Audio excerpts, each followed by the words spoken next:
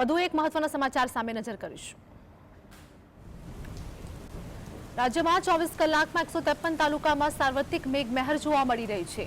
અનેક વિસ્તારોમાં વરસાદ ખાબક્યો છે। ખેડાના માતરમાં 24 કલાકમાં સૌથી વધુ 4.5 ઇંચ વરસાદ થયો છે। તો આ સાથે જ પંચમહાલના કાલોલમાં પણ 4 ઇંચ વરસાદ નોંધાયો છે। રાજ્યની અંદર 24 કલાકની અંદર 153 તાલુકાઓમાં મેઘમહેર યથાવત છે। સુરેન્દ્રનગરના ચુડામાં પણ સરેરાશ 4 ઇંચ વરસાદ ખાબક્યો છે। તો અનેક વિસ્તારોમાં પાણી ભરાયા છે। ખેડાના મહેમદાબાદમાં પણ 3.5 ઇંચ વરસાદ ખાબક્યો હતો। તો રોડ રસ્તે અનેક વિસ્તારોમાં પણ પાણી ભરાઈ ગયા છે। આ સાથે જ અમદાવાદની વાત કરીએ કે ધંધુકામાં પણ 3.5 ઇંચ વરસાદ નોંધાયો છે। તો જામનગરના લાલપુરમાં પણ 2.5 ઇંચ વરસાદ ખાબક્યો હતો। તો ગાંધીનગરની વાત કરીએ કે માણસામાં 2 ઇંચ વરસાદ નોંધાયો છે। આ સાથે જ 24 કલાકની અંદર અનેક વિસ્તારોમાં વરસાદ પડી રહ્યો છે, જેમાં સુરતના ઓલપાડમાં પણ 2 ઇંચ વરસાદ ખાબક્યો છે। તો આજ મુદ્દે અમારી સાથે કામેશ ચોકસી જોડાઈ ગયા છે। કામેશ, અનેક વિસ્તારોમાં 24 કલાકની અંદર વરસાદ પડી રહ્યો છે। આ સાથે જ હવામાન વિભાગે પણ 3 દિવસ વરસાદની આગાહી કરી છે। શું હાલ અપડેટ?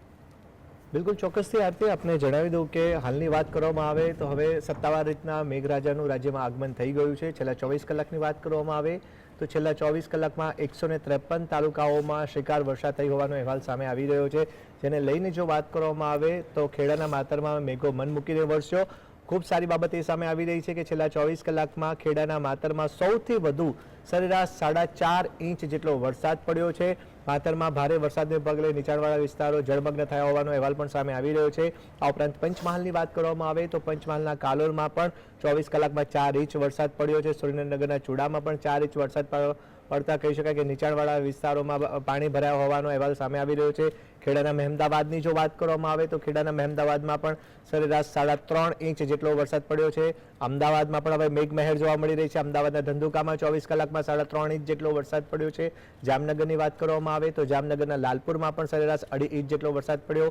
ગાંધીનગરના માણસામાં 2 ઇંચ જેટલો 24 કલાકમાં વરસાદ પડ્યો હતો। સુરતની વાત કરવામાં આવે દક્ષિણ ગુજરાતમાં સુરત, ભરૂચ, નવસારી, વલસાડ, વાપી, ઉમરગામ સહિતના ભાગોમાં સરેરાશ 1 થી 2 ઇંચ જેટલો વરસાદ પડ્યો હોવાનો અહેવાલ સામે આવી રહ્યો છે। આ ઉપરાંત કહી શકાય કે અન્ય એવા 143 તાલુકાઓ છે કે જેમાં 1 ઇંચ સુધીનો વરસાદ પડ્યો છે।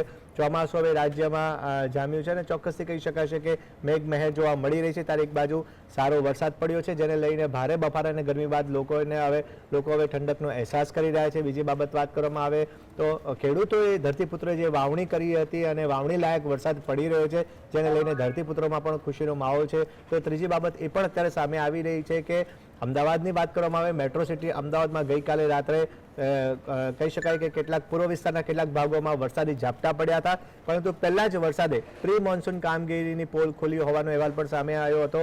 કેટલાક જગ્યાએ પાણી ભરાયા હોવાના અહેવાલ સામે આવ્યા હતા। આ ઉપરાંત કહી શકાય કે કેટલીક જગ્યાએ ભૂવો પડવાની ઘટના પણ અમદાવાદમાં સામે આવી છે, જેને લઈને કહી શકાય કે તંત્રની કામગીરી સામે પણ સવાલ પેદા થયા છે। જી કામેશ, તમામ માહિતી બદલ આપનો આભાર।